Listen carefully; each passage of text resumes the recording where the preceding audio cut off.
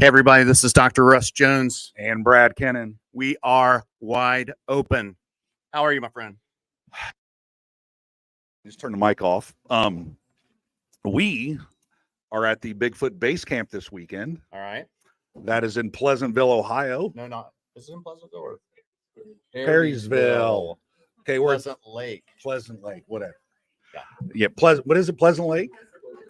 So this is the first time we actually have real people watching us do this. Yeah. I'm usually in my basement. I usually have no pants on. I just wear my boxers. I try to put a nice shirt on. No one wants to hear this. This is too much information. Right. So anyway, we've been doing this a little over a year now. We've had great guests on. We've had all kinds of people, everybody from Bigfooters to Dogman to Loch Ness Monster. We had someone that actually skied to the South Pole 750 miles by themselves with everything on their back. We had another guy that rode across the Atlantic Ocean for 39 days in a rowboat. He thinks he might have saw a mermaid. That's a good one to listen to. You were complaining when we walked 3 miles in the woods this morning. I know.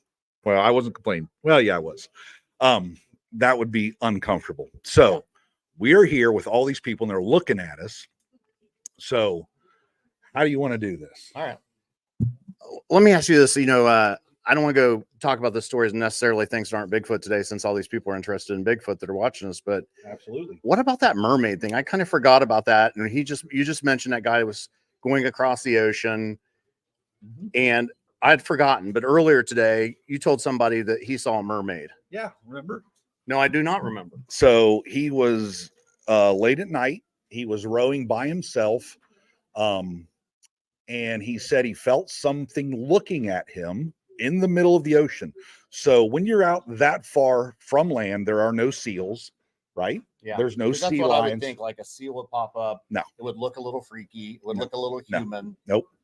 He stated that he felt something looking at him. Was he doing drugs? I don't think so. He was 20 days in the ocean, so I think they were probably either out, because he probably didn't take a whole lot, but okay, he could have been delirious. So, but I don't have any idea. So he said he turned and looked to the right, and this thing was swimming alongside the rowboat, and it was looking at him just like a person. And he said he looked at it, it looked at him, and it went under and swam away. I would have been doing that life flight call for help thing. Get me out of the ocean. Right. I don't want something staring at me.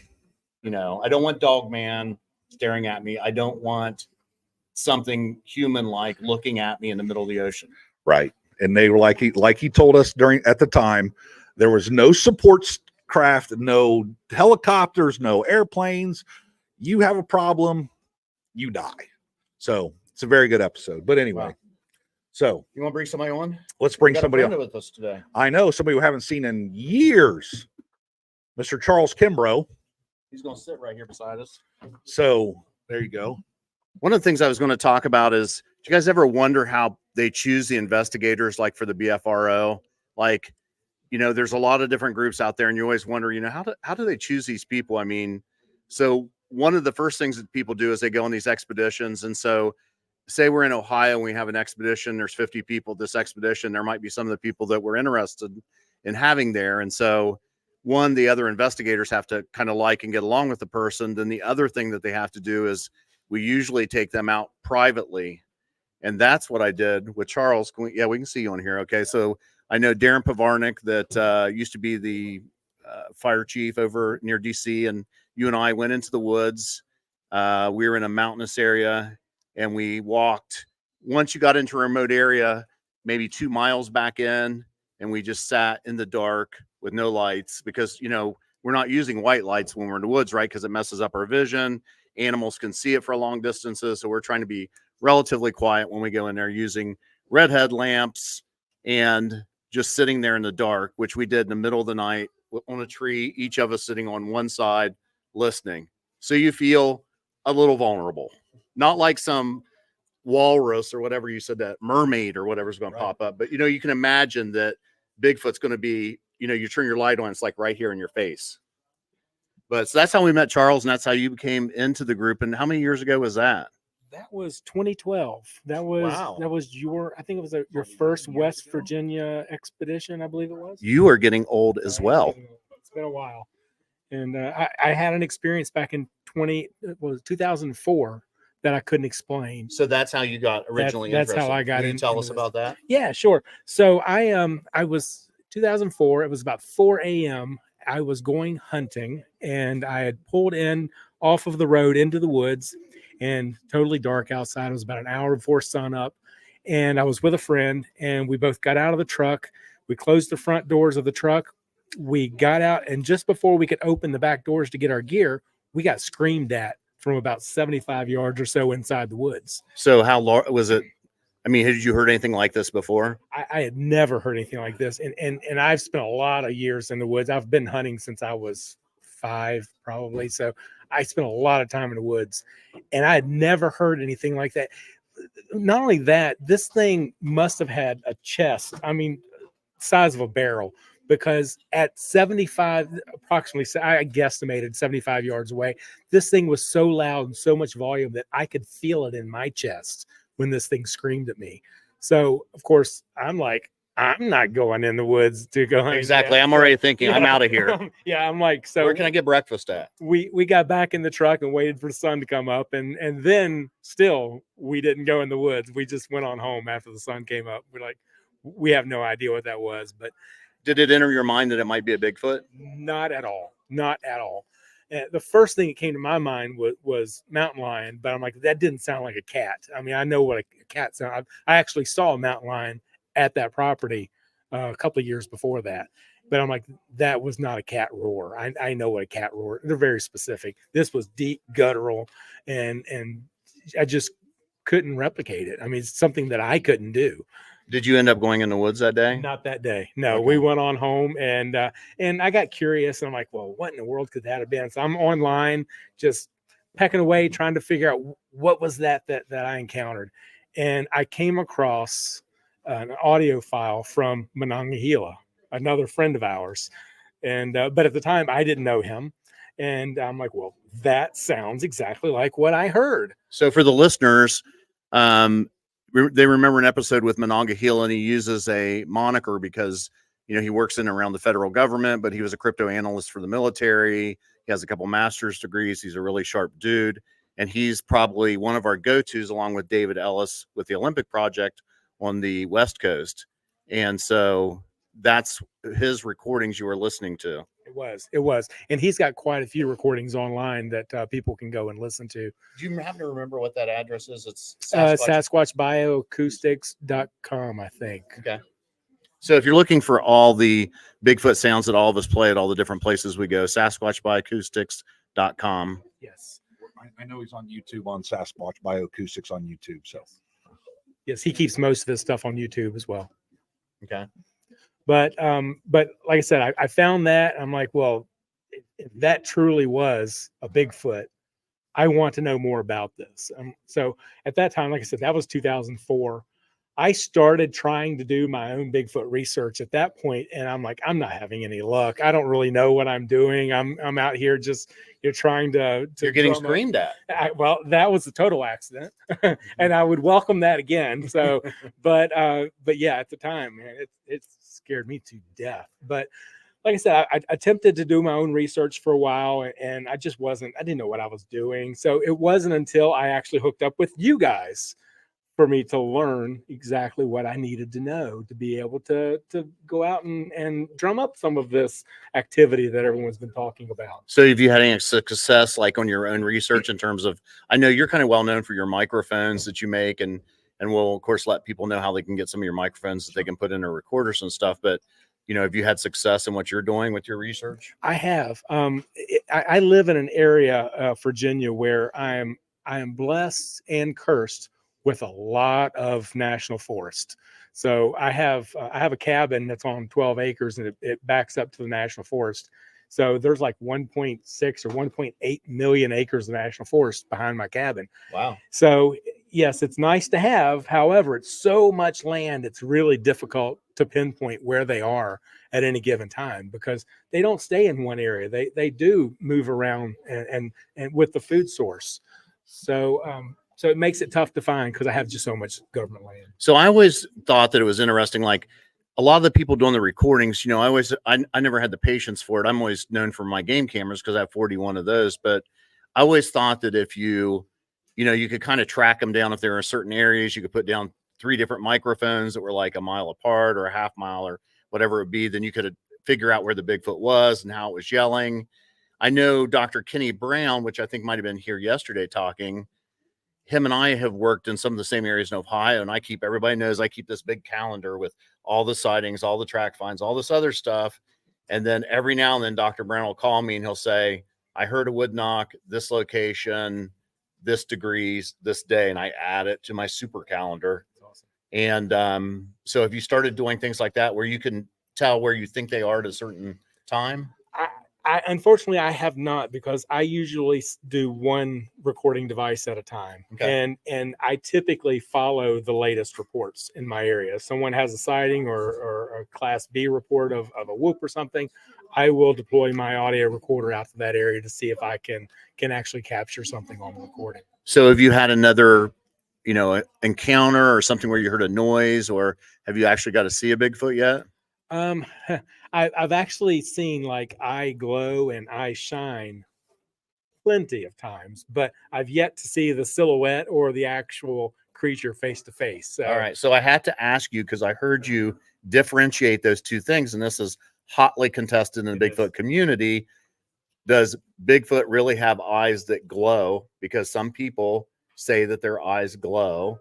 Some people say that it's just a reflection because in the back of our eyes, we have this thing, or some mammals have this thing called a tapetum lucidum, which is like a reflective lens that helps creatures that are out at night, their eyes and pupils open very large. Any available light that's out there, it kind of, reflects on that. So do you have an opinion on what you saw? I do. And what I've witnessed eye glow, which is like the internal illumination of the eyes. Witnessed that at least a dozen times. Okay. And it's been different colors. It's not just been red. I mean, a lot of times you might think, well, everyone's out with a red headlamp. Whatever you see is going to be red reflecting back at you. But no, I've seen bluish green. I've seen yellow. I've seen red. I've seen white. So I've seen many different colors of eye glow. The Indians believe that the reflective color of a Bigfoot is based on their age, that the younger ones tend to be maybe a smaller color, like a blue or a red or a yellow. And then as they age and become larger, they become white. I don't know if it's true or not, but that's just what they told me.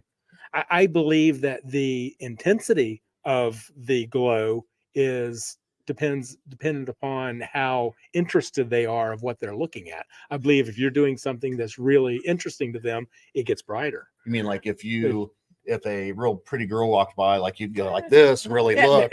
Yeah, I mean that. No, actually, it's like if say you're playing harmonica. Okay. And while you're playing it, I think their eyes will get brighter. You stop playing, it gets dimmer. I've actually witnessed that. So, okay. So that's something that I personally had so seen. Who was playing the harmonica? It was me, and it wasn't very good, but I wasn't being recorded or anything, so it was pretty bad. And I don't do it if anybody else is around. So this is that thing, like a lot of us say, we go out and we're going to play Indian drums, or we're going to do something weird because we're trying to get the Bigfoot to say, what is this person doing? What is this weird human doing? Because if you were just normal camping, they may look and say, oh, they got some food there. Maybe I'll sneak in there later or whatever. But you're trying to entertain them. Yes. Are you by yourself when you're doing this? Sometimes. Yeah. With that, I mean, like there's other things that I'll do. Like if I'm sitting with a group of people doing some night hiking, I'll take my phone and just very, not real loud, but just at a medium volume, play a song. Just we're their entertainment. They're bored. They're out there. That's why they're coming to see what we're doing, because we're their entertainment. So, I mean, they don't see a lot of us out there. So we give them something to come and watch. You got to draw on their curiosity. Have you ever got, I know I ask them these questions because I'm afraid. So have you ever got afraid when you're in the woods? Is there anything that's ever, had that moment you're like, oh my gosh, I'm going to die out here. It's not cool. Yeah. I actually about fell off my stool one time because I think I was surrounded. I had wood knocks happening on multiple sides of me at the same time. and one of them was within 30 yards of me. So it was so loud and just so quick right there. When it happens, you guys have experienced this. You just don't expect it to happen. You don't hear them walking up to the tree before they hit, if that is what they actually do, but it sounds like a wood knock. But you don't expect it to come when it actually happens.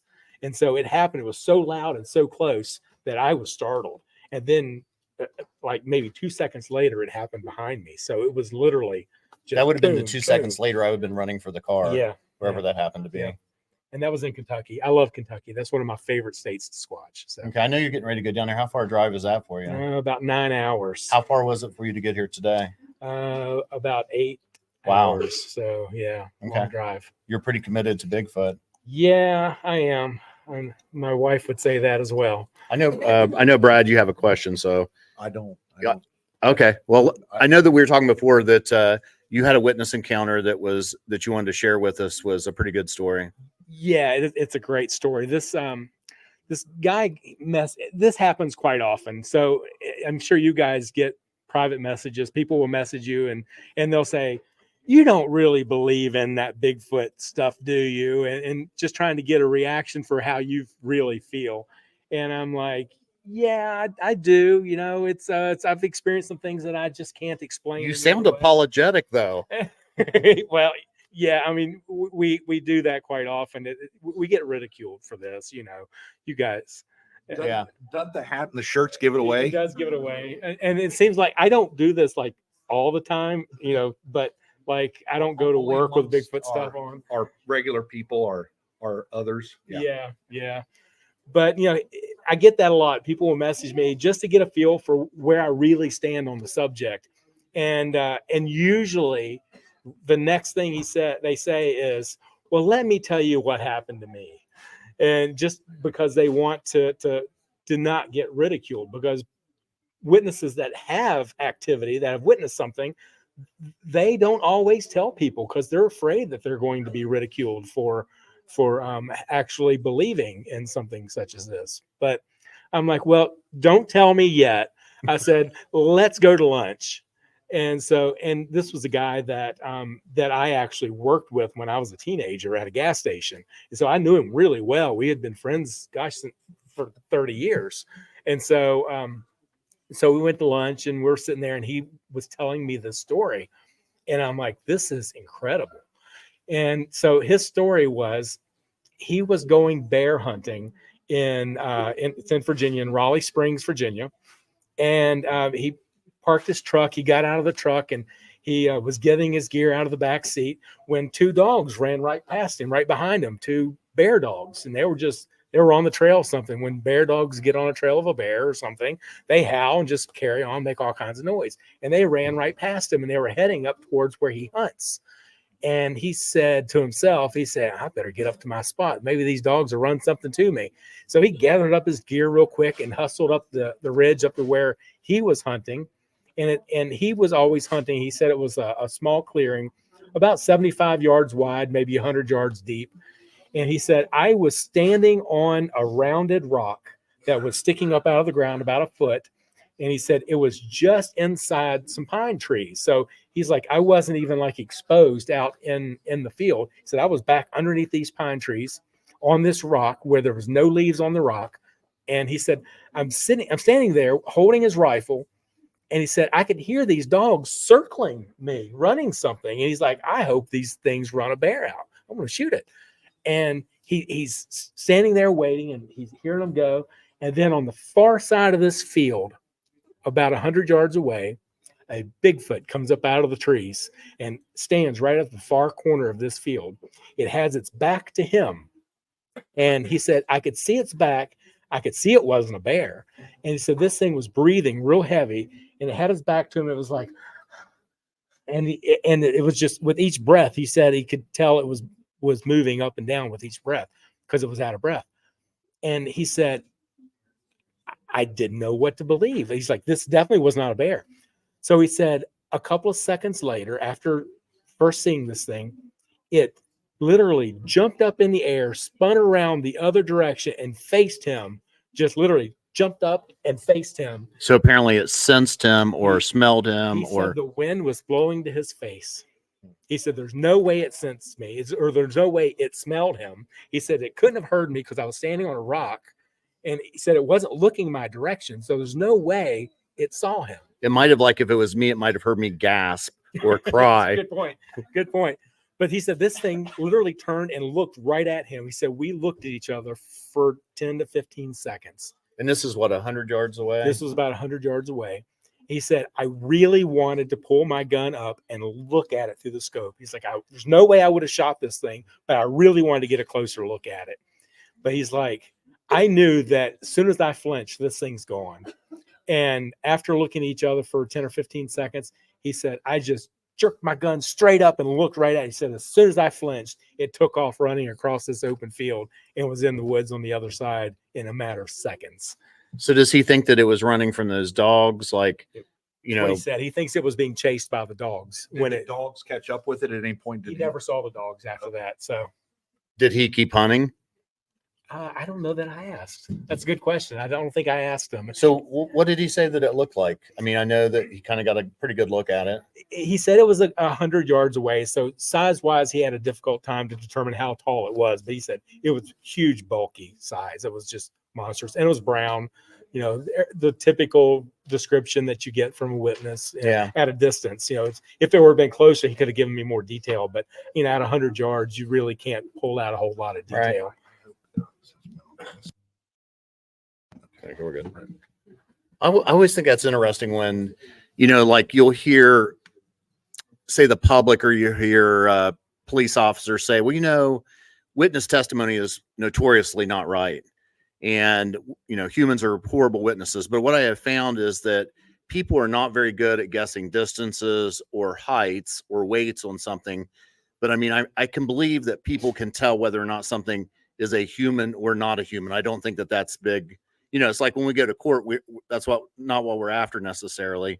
I mean, have you found that witnesses have a hard time with that? I do typically, yes. It's like you get caught up in the moment, and you are just in shock that you have spotted this thing, and it's really hard to gather details of height and size. I don't know that I could, even though I've tried to prepare myself for Class A sighting, but I don't think that I could actually come back and give an accurate description on height if I were to come face to face. I mean, how many people think that they're going to be run into a Bigfoot anyways? You know, you don't plan it. I know. It was about 3 years ago. I was at a park in Ohio, and I was doing my super duper calendar. And according to my calendar, there had been 2 men. And if anybody's in Southeast Ohio, there's a park there called Stroud's Run Park in Athens, Ohio. And so 2 gentlemen had a sighting there. And so it was on my calendar. It was that exact week, the week before. So if I don't have some place to go, I'm going to there. I'm hiking. And one of the things about always being in the woods is that your brain will instantly turn whatever it sees into whatever is most likely. And so nobody was in there but me and my dog. And if anybody's seen the podcast, my dog's usually running around here with us all the time now, but he's in a kennel now. And so I glanced to my right about 60 yards away, and there was a pawpaw patch there. And I saw a buff-collared person. I thought it was a hiker. It was completely buff-collared, and I saw like the neck roll. Well, I just went on one knee, dropped down, and called shade. And we've done it a million times. He runs right to me. I clipped him on because, you know, I didn't want somebody was afraid of dogs or something. And him and I started walking. It wasn't 10 seconds. And instantly I'm like, that's off trail. And I just took off running because I was suspicious. And there's a ridge there. And I could see all around, and there was just nothing there. So now every time I go in the woods, I remind myself, don't take anything for granted. Pause. Another time I was in the woods, and I was miles back in this place, this remote section of West Virginia where there was a history of Bigfoot activity. And I heard this tree crack, which, I mean, they crack naturally. It's not a Bigfoot if you hear that noise necessarily. But in my mind, I thought, it's too loud. That was just natural. And then later in the day, I'm thinking, why did I not walk that 100 yards over to just look? Because it'd be the one time in my life that Bigfoot would be standing there like that, waiting for me, you know, for my GoPro so I could go like that. And we'd be famous and everybody'd be talking about my film now. You're right. We'd have the Jones film from Southeast Ohio. Everyone would be talking about it. Yeah. Right. So I know you got a book here. So you want to hold that up? So yeah. So this book, move it around here so I can kind of see that too. So it's called Squatching 101: How to Start Doing Your Own Bigfoot Research. and I've learned from the best. So yeah, I feel a little small sitting beside of a doctor and an engineer, but I've learned from you guys and all the other people that I've been bigfooting with over the years. And you did that with Monongahela. I did this with Monongahela. He actually wrote the audio chapter on how to use Audacity on here. So it's kind of a how-to guide on Audacity, which is what we use to review audio that we capture in the field. But this book actually came about because of being with you guys in the field. My first expedition in 2012, I had no idea what I was getting into to attend your expedition. You just wanted to make sure it wasn't weird people. That was true. And yeah, the people that I've met is actually the best part about bigfooting. The people, especially in that 2012, I bet there was at least a dozen people at that expedition that I am still today super close with that are researchers now. And that was their first expedition in West Virginia. And we are all super close even today, here 11 years later. Wow. So, but when I first attended your expedition, I'm like, I don't know what to expect. I'm by myself. I didn't bring a friend or anything. Yeah. So I'm like, I don't know what I'm getting into. What am I supposed to bring? What am I going to expect? How is this done? And it didn't say that you're bait. You didn't know that you were the one. They didn't mention Charles. Don't tell anybody. Charles is bait. They didn't mention bacon grease. They didn't mention ratchet straps. None of this stuff. So, but no. I felt like there was a need for a guide for people to know what they were going to experience before they go to their first expedition. And that's what this book is about. It's more of a guide on what you need to know before attending your first expedition. And so it's been a big help. I've had a lot of people come to me and say this has been a big need for years. So I have to ask you, I know that I was the one that brought Monongahela into the group, and that was many years ago now. And every now and then him and I will talk on the phone and we'll talk about how close we're convinced that Bigfoot is to being, I'm not going to say discovered, but acknowledged. And so I had told him not long ago, I'm like, hey, it could be any time. And so he's like, you said that years ago. So how do you feel now? Do you feel like we're getting close? I think, yeah. And again, I do the same thing I've said for years. I think we're close. I think back when Melba Ketchum was doing her DNA study, I'm like, I think we're close. But now that NC State is doing a DNA study, I think we're close. Did you guys in the audience, anybody talk about this weekend? Yeah, did on Thursday. Okay, cool. So yes, I think that if they can get their hands on the proper evidence to extract some DNA, I think they have everything that they need to do it. And they even claim that they're going to write a white paper if they do discover what they think they want. So they'll publish the findings. Well, Brad and I have said that, we're friends with Darby and he was on the program and to talk about the DNA study, and Brad and I have shirts that said, we told you so. So we want to be at the press conference, sitting there. Not that I'm beyond taking 2 weeks off of seeing patients to say, I told you so, and call everybody. I told you so. I want to sit with you guys. I'm saying. Do you have any questions? I don't have any questions right now. Okay. There you go. Back. Thank you. Is there anything else that you want to talk about? Well, a couple of things, I guess. I do build microphones as well for other Bigfooters, and having a good high quality set of microphones is imperative in the field. So the microphones in your recorders aren't always the best, but if you so you're just talking about, they go on Amazon, they get one of the recorders that they're carrying, but it usually has a little adapter hole that you can put in. Correct. And you would have one of your microphones, which are much more sensitive than they could mount it on their clothing or something like that. So what recording device do you recommend, for an LDR? Yes, it depends on how you're planning to use the recorder. If it's a recorder that you're going to carry with you in the field on your backpack, any simple, cheap recorder does a fantastic job. I use a cheap $70 Sony, but it's the microphones that make all the difference. But if you're going to build a long duration audio recorder, which I discuss in the book on how to do, you have to have a recorder that has an internal timer, so that way it can shut itself on and shut itself off at predetermined times.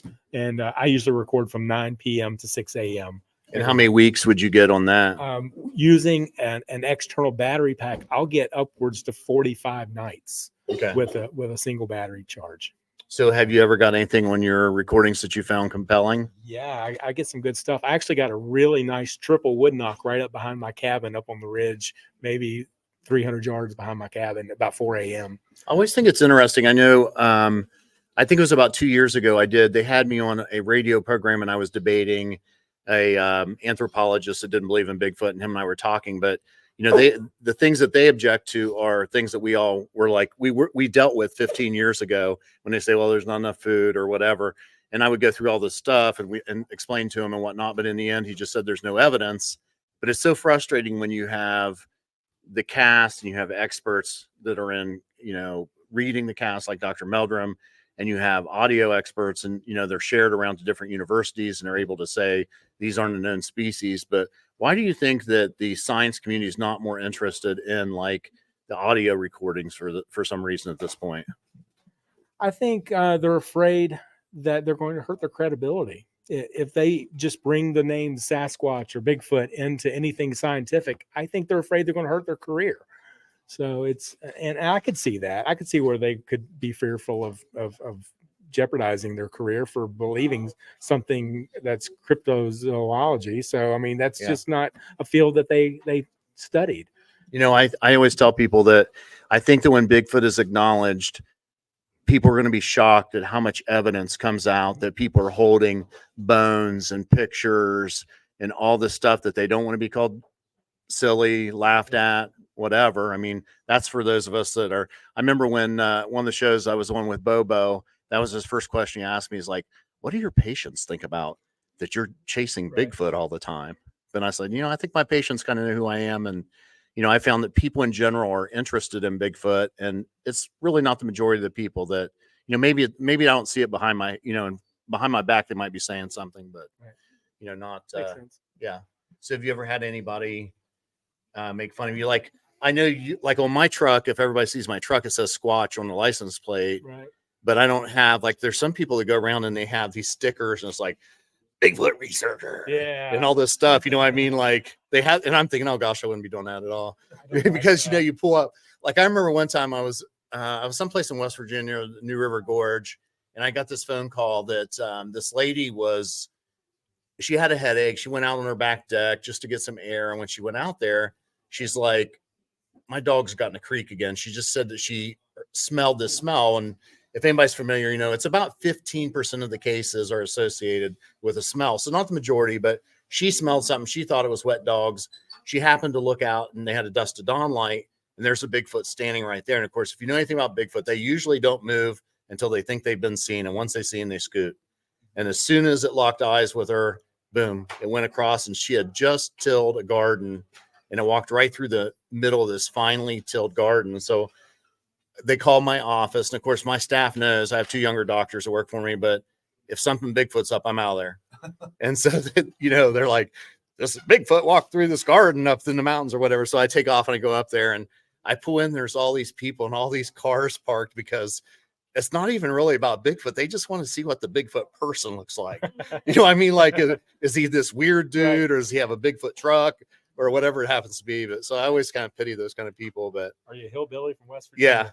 Yeah. Not always the case.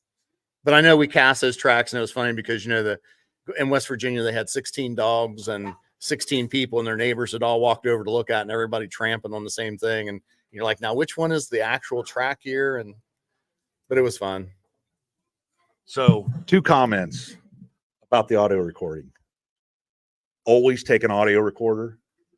Before you get out of your car, before you slam doors, roll down your window, take the audio recorder and put it on your roof. Because there's been many times where you get out, you slam the car door, and you get a response knock. Yep. It happens all the time. And most of the time, if you forget to set the recorder out, you just missed it. And number 2, when you're walking in the woods, have a recorder. I got bluff charged. One was 10 feet from me, growling at me, shaking trees, grunting at me. And I did not have a recorder on, and I wish I did. Of course, everybody knows if I was left you, I would have left you to die, because I would have been running and pushing you down. I could have got out. I know. Every man for himself. Whatever it takes. Yeah. So, Survival. but yeah. Strong. So I guess we're supposed to be wrapping this up. I got the wrap it up signal. So, Okay. oh, Matt's here. Oh, Matt's here. Yeah, he can come in. Yeah, tell Matt to come here. So, Charles, thank you for spending time with us. I appreciate it. I haven't seen you in a while, so. Yes, it is on Amazon. Squatching 101. Right. So I have one story about the Bigfoot. Do you really believe in Bigfoot?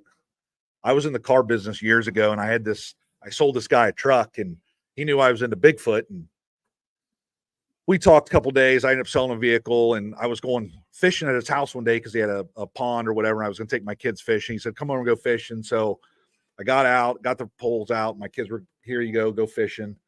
And he looks at me and he goes, do you really believe in Bigfoot? I said, well, yeah, I do. He goes, well, let me tell you. I said, oh, really? What happened? He says, I won a lottery to go deer hunting in Salt Fork years ago.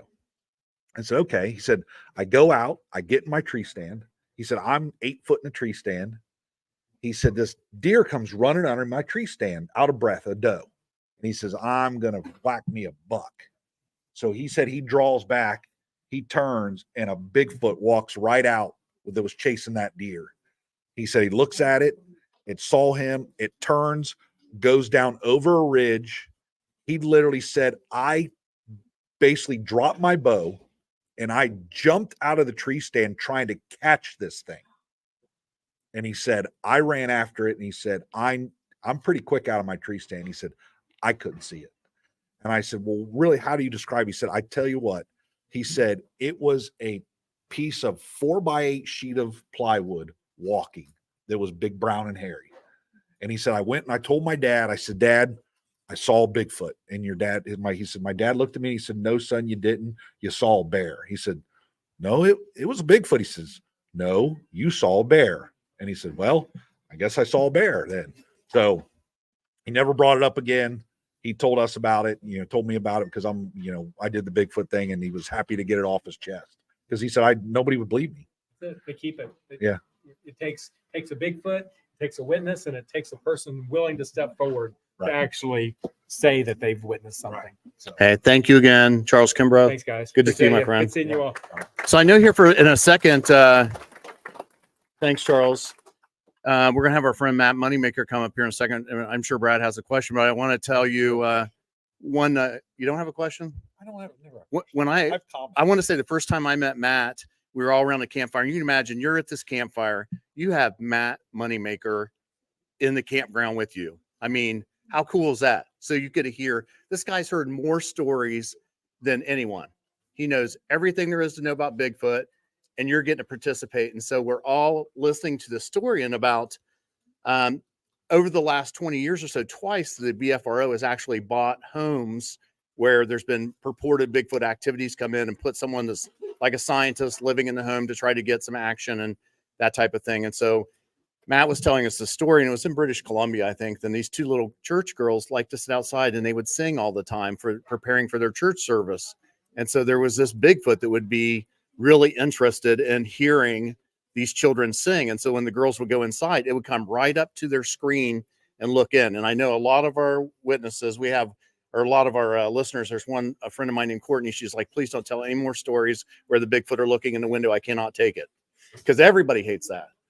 Well, Matt tells us a story, hey, this Bigfoot is looking in these windows, and I hear somebody say, perv, it's a perv, it's a perv. And then Matt says, who is that? And he looks around, and he saw Brad, and he said, oh, Kennan. So that was my first time that I met him. It's funny, you think that there's a lot of pressure on the expedition leaders. You want to produce Bigfoot evidence, right? So you're doing your homework, you're taking people to these places, you're hoping that something happens, but some of the times it doesn't. And the first one I went on, we heard nothing. I mean, we were down there walking around this lake, and it was Lake Vesuvius in Southern Ohio. And anybody heard of the rainbow people? They reside in our national parks. They're kind of hippies. Hippies? Well, they're hippies. They clean the parks up and all this stuff. And so they were having this. They basically stay in a park until they're thrown out. Okay. And once they're thrown out, they move to the next park, and then Until they they're stay thrown there out again. until they're thrown out again. Okay. So Well, and they look like hippies. They all play drums and stuff. Well, they're messing up our Bigfoot stuff. You know what I mean? And so we were complaining, and we were actually on this road that the sheriff had let only us on. But later I heard the sheriff was like, the Bigfoot people are complaining about the rainbow people. So I'm sure it was a little chaotic for him. So we're going to bring Matt on here for a second while we got him here before he does his thing. I'm going to let him sit in the middle here. all right. Pop in there. Yeah. Before he talks, let's get Matt his coffee. Oh, Matt does not need coffee. I Matt does not need coffee. Hi, Mr. Moneymaker. How Hello. are you? Is this the mic for the podcast? is the mic. This is where I say Baba Booey. Okay. So what'd you want to ask? I have no idea. So if you could go anywhere in the country right now, and they're going to give you unlimited resources, you can take as many BFRO people as you can with you, and you have a blank check because they're finally believing that something happened that might get Bigfoot acknowledged. And they're like, who are we going to ask? Ask Matt Moneymaker. He has this database since the early mid-90s, I guess. And he's done all these research. He's done all these TV shows. Everybody knows who Matt is. He's going to suggest where, when, what. What are you going to do? Okay. Well, I'll tell you the analysis of it. And then, and there's numerous places, but this is how you narrow it down. Okay. First of all, we're talking about like what time of year is it? That makes a difference. Yeah. And the next is if we want to do something with drones, that to maximize that, you want to do a place where the leaves are going to be off the trees or a time when the leaves are going to be off the trees. If at this, I mean, I was just thinking about this because somebody asked me that question. I was going through this analysis. I want a place where I know that there's Sasquatches. I know where we can look down, and it'd be great if it's flat. And since a lot of places there's a mix of conifers and deciduous, where it's not just straight deciduous where all the leaves fall off the tree, so you can see with a drone from like a quarter mile away and see all the deer through it. I think I would want to go down as we're going into this season. Probably the first place I'd go would be Big Cypress Swamp National Swamp Refuge down in Florida, because the cypress are not too dense. And I mean, I know I've heard them myself in there. So Now, my question about that is, Bergman's rule states that the farther away from the equator you get, the bigger the Sasquatch is. So in Florida, are they, is that really what you want to go after? Are they junior aren't men? they kind of I think the assumption is that it's a skunk ape, so it's smaller. right? The tracks we have found down there have been just as big in the Northwest. And when they howl, they sound just as big. Because remember, they're mobile. So yeah, if they're going to stick in the same area, that generally the deer are smaller, etc., get bigger as you go north. But since squatches they're widely scattered and they have to follow it around. So I think you could, big ones could come up from the north and they can follow the Appalachian chain and get down there when they want to. Okay. So what about I hear, we're sitting here with this room full of Ohio people. I think they were all saying, I know that you think Ohio's a great state. You lived here. You went to school here. You went to college here. So would this be one of your? Oh, yeah. I mean, the second place, I'm trying to think around the area, and I know it would sound, well, Berlin, I would try to hit that. I would want to look over in the East Liverpool and Wellsville area, because I know certain little nooks where you've got that kind of vertical terrain over there that they like, and figured it out and actually found wet footprints of one that was down in a gorge that I figured some would be in near Wellsville, where you could cross the Ohio River without like being seen because there's no houses around there. Went down there, got to the bottom where I figured, yeah, down there. And there was wet footprints leading away. Like it heard us coming. And there was one there and the wet footprints going away. I'm like, yeah, that's a good one. So I think also, if we remember in West Virginia, over there, the Greenbrier, it's mostly oak. Mm-hmm. So I'm thinking about nowadays, it's different than in the past because we were just thinking about using thermals by hand. And so the canopy didn't matter as much. So I know yesterday we were in the woods with you and you were doing your drone and convincing Brad and I that we needed to invest in this $5,000 toy. Yeah. And I think that, and it wouldn't hurt to do it now. The prices have dropped dramatically, but it changes the whole game. And just as we saw last night, you put this thing up in the air and within a couple of minutes, you're seeing dozens of deer a long way away. the bright little dots in the cornfields, etc., from a distance, and you could be right on top of them in a minute. So if there's anything standing in the tree line on the edge of those fields, they'll stand out as bright as the deer.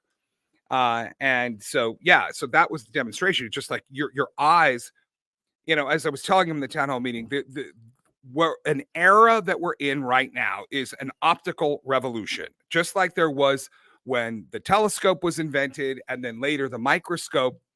The huge impact that happened as a result of these, basically an extension of the eye. I mean, that's what a telescope is and a microscope is. It sees in worlds that people didn't see before. And then we understood things about the world that we didn't know before. So now there's an optical revolution. These new things that see in the dark and see in thermal, but the combination of thermal and then being able to put it up in the sky and record it, that the potency of those three things, you can record what it sees, you can put it in the sky anywhere it needs to go. It's seeing in thermal at high resolution. There will be discoveries from that, things that we didn't even expect, things we didn't know. I mean, discoveries of things you didn't know. But that only works when, like with a telescope or microscope, a lot of people start using them. Not just when they're invented, but when they're out in, a lot of people have them, not just Galileo, and that's what happened. So I'm hoping that people will get them. They'll just by using them to see if there's like prowlers on their farm, they may end up in the process of making a big discovery. So just to be clarify, you would probably choose the fall or sometime when the leaves are off. You would try to choose an area that was relatively flat. Yes. With more deciduous than pines. Okay, more deciduous than pine. Which is, again, so you're narrowing it down, and then places where there's a lot of open fields nearby where they'd have to walk out in the open to go from maybe one patch of trees or forest or swamp to another. And they'd have to come out in like open fields that are plowed. So that just by turning around with one of those drones, you're going to see something a half mile away, something the size of a Sasquatch, easily a half mile away going across a field. Okay. And then what we'd do is we'd have multiple drones, not just one. We'd have several people with drones all kind of looking around an area where we know they're probably hanging around because neighbors have reported hearing screams or seeing tracks, etc., or the place has a history. Beaver Creek would be another place for that too. But that's over that East Liverpool area. I know yesterday when Brad was looking at, they now have a thing called target acquisition. And you might've talked about it yesterday too, that you can lock into a particular target and the drone will automatically just follow it. Yeah. It'll lock on, it'll see a moving object and then it'll just kind of follow that object. So if you could just put drones up, if the battery life is 30 minutes and you had someone pop another one up after 25 minutes and find it, and just you'd swap them out and they could follow, they'd lock onto the target, they'd be able to follow it. And just have another one substituted and you could drive and kind of get closer. But I don't think they would go for miles and miles. I think they would just try to, at first, if it's done without lights, I mean, think you're a primitive Sasquatch and you're out in the woods and you hear what sounds like a beehive sound high up in the sky, but you don't see anything. What are you going to do? Are you going to know enough to think, oh, that must be a drone with a camera aimed at me? Or are you just going to wonder what that is and look up and try to see it? And therefore it becomes more visible to you because of something on the ground trying to figure out what's making that noise up there. I think that's what they'll do. Again, if the lights are off, if it can't see it, it'll try to figure out what the sound is. And if the drone is looking in the right direction, it'll see that happening. But that's why it's good to have multiple. So you have multiple eyes looking in different directions. Right. And then what we would do also, we would find a way to feed that back to like a conference room like this so people can be in and actually watch it on big screens and help spot the little targets that the pilot with the little screen maybe doesn't notice. And then have live microphones out there. Yes, to involve more people because it really helps to have a lot of eyes looking at a big screen of a thermal image of the landscape because the pilot's only looking at like one point at a time. Yeah. But you got many eyes, and some people are going to notice just one. It might be one little pixel. I know you've up been there really that the flash first one bright. that's been implementing that. Yeah. And really, about 5 years ago, you were the ones that first started calling out saying, drones, drones, drones. We need to start using more drones. And sure enough, it's starting to turn that way. But, I know, Brad, and I got to wrap it up because you got to do your thing, and we don't want to keep you talking. So, we appreciate everybody listening to Brad and I, and we're going to go off here. So Matt can do his thing because, he doesn't like to keep having to talk here. But So Oh, no, thank you no. guys, everybody clap so that the listening audience hears this. All right. And you hear us going out now. Right. Okay. So we're out of here. Thanks, everybody. yeah. Like, subscribe. Yeah. Like, subscribe. We're on Thursdays, Wide Open Research on Insta. thebigfootdoc.com. You Yep. can find a link there or a link to my books, or if you want to report, because we're going to ask the audience for some reports, and we just Yeah. ran out of time because Right. one of us was yapping, and I don't want to point fingers, but you know. All right. Oh, I should say this. The book Appalachian Bigfoot, I did help contribute. It was Yes. good that I helped like put some into Yes. it. So some of the stuff that I realized that I was telling people 15 years ago, and I think I forgot now, or it's so ingrained, but I was communicating it Yeah. then, like the sort of terrain situation they like, the castle and moat theory, Yeah. things like that. I was reading it again, going, "Oh wow, I'm glad he wrote this book," and I'm glad. So until Matt writes a book, you can read mine. And I had him read it, and he was like, "I forgot some of the stuff I'd already told you." yeah, I told him 10 years ago, like the expeditions and stuff, and he remembered it. And I'm glad he did. So yeah, so it's a good one. It's valuable stuff, and it's and so is Kimbrough's book. That's a good Yeah. one too. I had a little adjustments. I thought some things like they don't smell bad all the time. They can if they want to, Yeah, but they 15% don't. of the time. Remember, there's associated with Bigfoot. Yeah. So All right. anyway, All I right. thank you guys for being in the field. I There's pre- plenty of bad ones, but these are good ones. I appreciate you stopping by and talking to us. All right. And we're out of here.